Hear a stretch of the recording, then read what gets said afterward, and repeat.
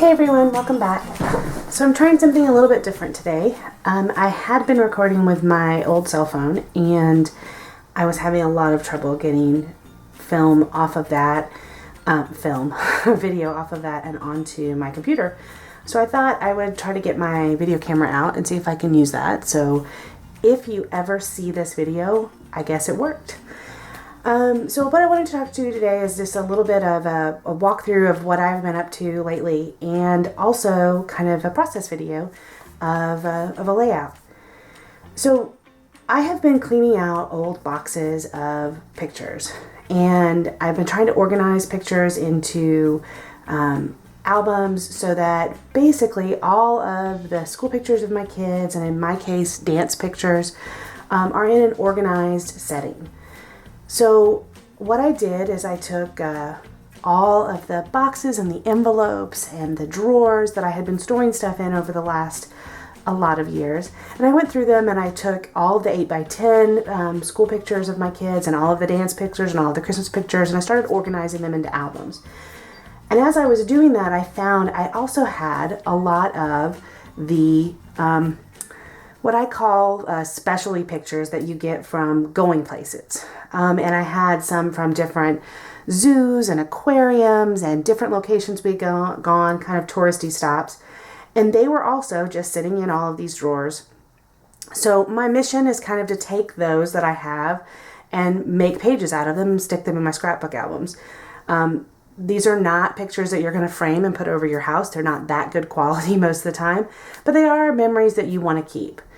So I'm going to show you how far I've gotten so far, and then I'm going to do a process video for one of the ones I haven't gotten to yet. So this first one is from the St. Louis Arch, and actually it's kind of two versions of the same picture, but with a different background. You know, they always do those on the green screen. Actually had paper that said St. Louis on it, but the paper was kind of tone on tone.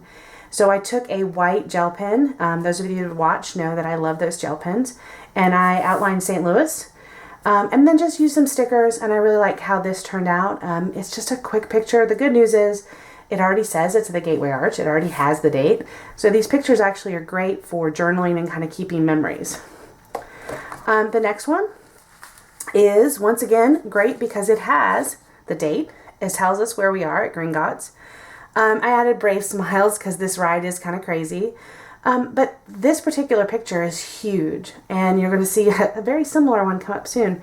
And what I wanted to do is I didn't want to lose it, and I didn't want to kind of overshadow the fact that it's got all the detail from what they give you. So I just used a background, a couple of embellishments, and did that. So this picture is actually from the Mystic Aquarium just last year. And for this one, I am a member of the Crafty Heather's Patreon page, and her challenge for this month was to use mixed media. So I took distress oxides and used the packaging technique, and then cut the paper in waves to kind of create this water effect on this page. It didn't turn out as awesome as I wanted, and I really wanted a whole page of waves, but this was one 8.5 by 11 piece of paper. I probably should have done 3 8.5 by 11 piece of paper because you're overlapping all the waves, but for this picture I thought it turned out great. Here's another one that I actually got to use 2 of my giveaways. These are both Disney. This is 2007 and this is 2013.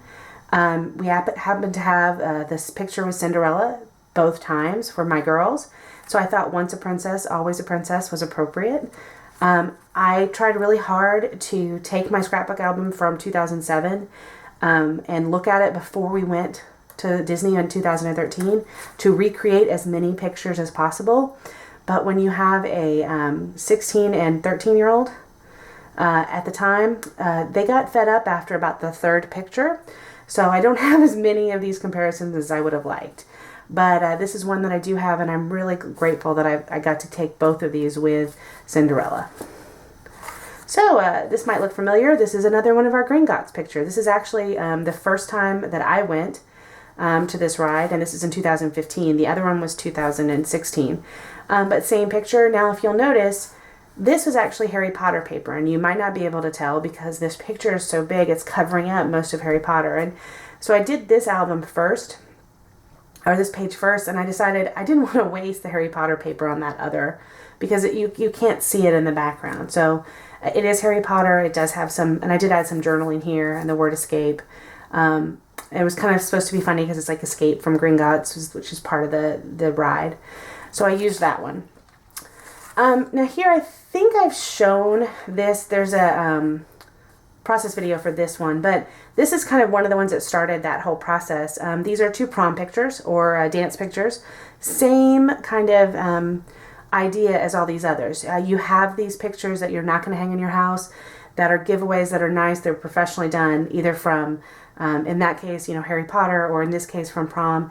Let's just go ahead and get them on a page. So this, and I'll link to the process video. This one has a process video, and I really enjoyed how this turned out. If you watch the process video, I spent an inordinate amount of time dealing with strike a pose. As you can tell, it is visible now. The pink looks a lot better, and I'm real happy with how that turned out. And this is a kind of a final one. There was supposed to be a process video for this, but I could not figure out how to get the video to work. So you'll have to just deal with seeing it here. This is when we went on vacation with my parents just this last Christmas, and we saw the ice sculptures in Nashville, ice at Gaylord. And this picture, is one that it has a lot of memories for me, and it's great, but I'm not going to put it anywhere. So I just thought it'd be really cool to have it in a snow globe. I did use some flocking with some glitter and then the trees are flocked and there's stickles. I kind of did a lot of stuff on this album. This is a cut file. I believe it is a Hip Kit Club from their Christmas, when they did 12 Days of Christmas giveaways. And so this was really nice to be able to use. And I enjoyed doing that. So these are all the pages that I've already made. So I'm going to put these aside. Oh no, and I lost some sort of embellishment right there. I need to remember to go back and add glue to that. So where am I now? So for those of you that are on Facebook, there is a Facebook group called Paper Issues. And when I started to get back into scrapbooking a couple of years ago, this group kind of helped me find my mojo, and they might not even realize it.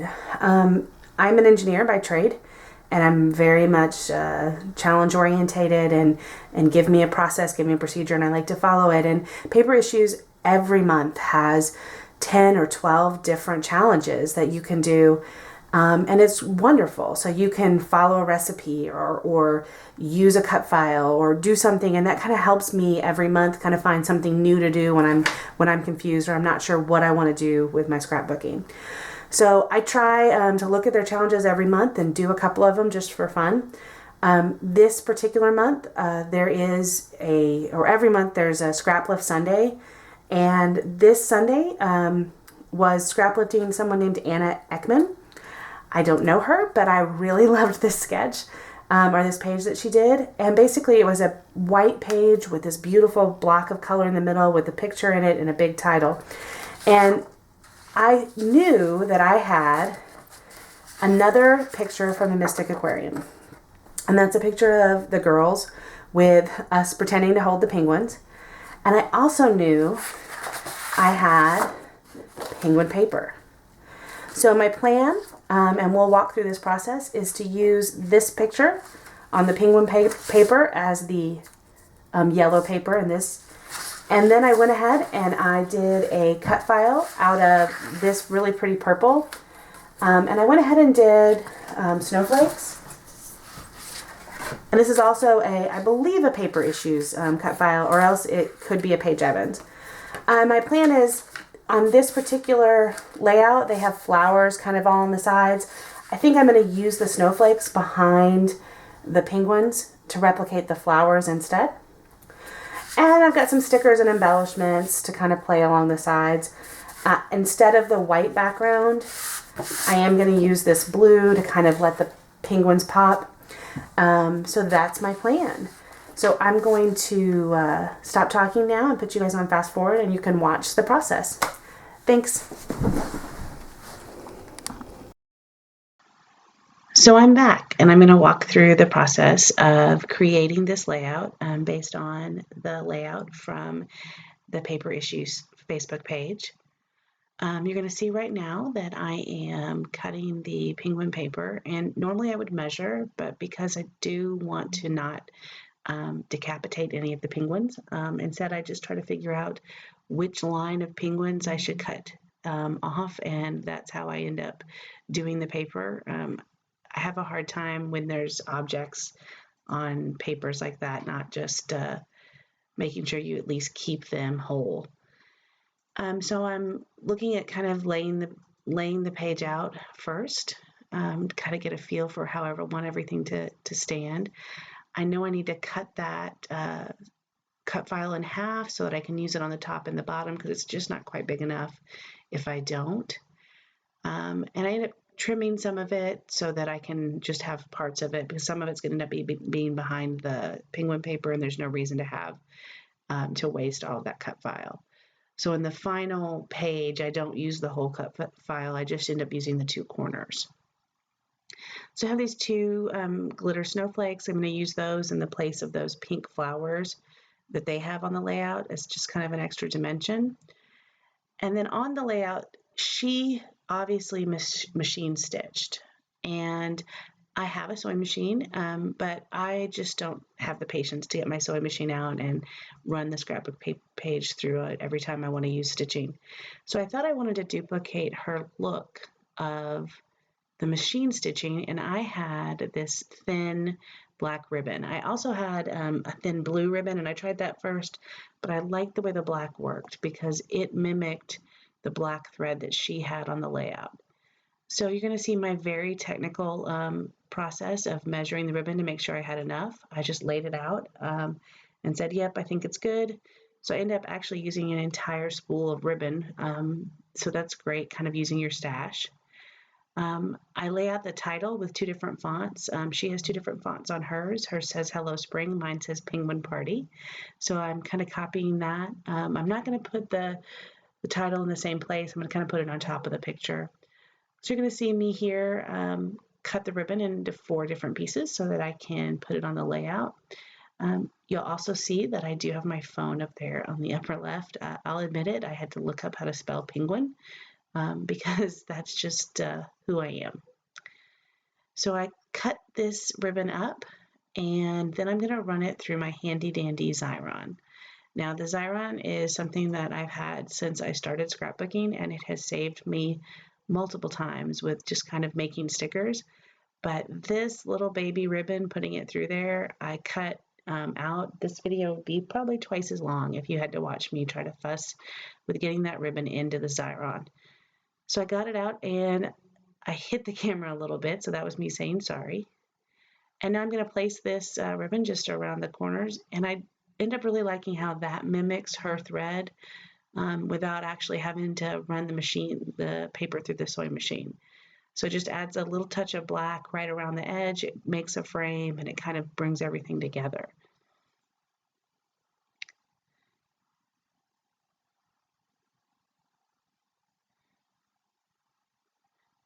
So after I do that, I'm going to start kind of putting the page together.